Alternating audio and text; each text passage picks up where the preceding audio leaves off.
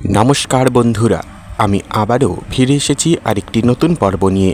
আজকের এই পর্বে আমি আলোচনা করতে চলেছি ভগবান আপনার ওপর চরম সন্তুষ্ট হলে স্বপ্নের মাধ্যমে কোন 5টি সংকেত দেন এই বিষয় নিয়ে।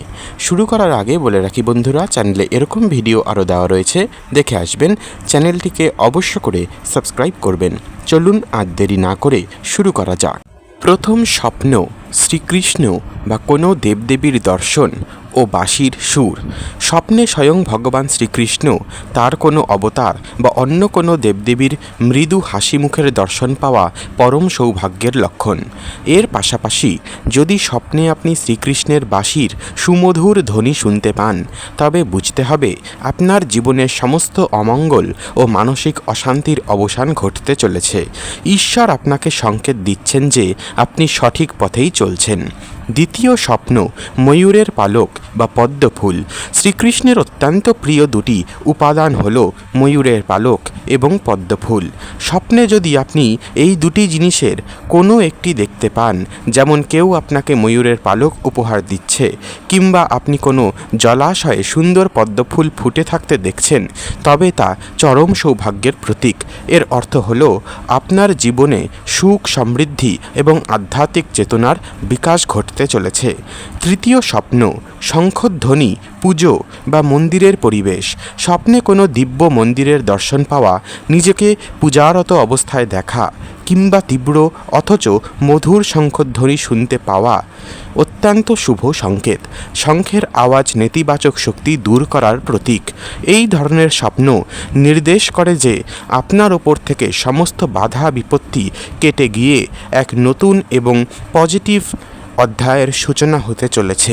চতুর্থ স্বপ্ন সাদা রঙের পবিত্র বস্তু, যেমন শ্বেত গাভী বা শ্বেত পদ্ম। সনাতন শাস্ত্রে শ্বেত বা সাদা রঙকে শতগুণের প্রতীক ধরা হয়। শ্রীকৃষ্ণের প্রিয় গোপাল রূপের সাথে গাভীর সম্পর্ক অত্যন্ত নিবিড়। স্বপ্নে যদি কোনো শ্বেত গাভী অর্থাৎ সাদা গরু, তার বাছুর বা সাদা রঙের কোনো পবিত্র উপাদান আপনার দিকে এগিয়ে আসতে দেখেন, তবে বুঝবেন আপনার ঘরে মা লক্ষ্মী এবং শ্রীহরির আগমন ঘটতে চলেছে। এটি ধনধান্য ও মানসিক শান্তির নিশ্চিত সংকেত। পঞ্চম স্বপ্ন নদী বা সমুদ্রের স্বচ্ছ জল এবং সূর্যোদয়। জলকে জীবনের এবং সূর্যকে চেতনার প্রতীক বলে মনে করা হয়। স্বপ্নে যদি আপনি পরিষ্কার স্বচ্ছ নদীর জল প্রবাহিত হতে দেখেন কিংবা ভোরের উদীয়মান সূর্যের আলো আপনার ওপর পড়তে দেখেন, তবে তা আত্মশুদ্ধির লক্ষণ। এর অর্থ হল ঈশ্বর আপনার অতীত কর্মের সমস্ত কলুষতা ধুয়ে মুছে দিয়ে আপনার জীবনে এক নতুন আলোর দিশা দেখাচ্ছেন।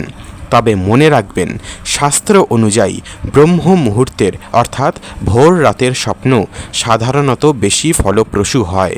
এই ধরনের পবিত্র স্বপ্ন দেখার পর ঘুম থেকে উঠে অহংকার না করে ঈশ্বরের প্রতি কৃতজ্ঞতা প্রকাশ করা উচিত এবং নিজের সৎকর্ম বজায় রাখা উচিত। আজকের জন্য এ পর্যন্তই বন্ধুরা, দেখা হচ্ছে পরের ভিডিওতে। সকলেই ভালো থাকবেন, সুস্থ থাকবেন, চ্যানেলটিকে সাবস্ক্রাইব করবেন, বাকি ভিডিওগুলো দেখে আসবেন। ধন্যবাদ।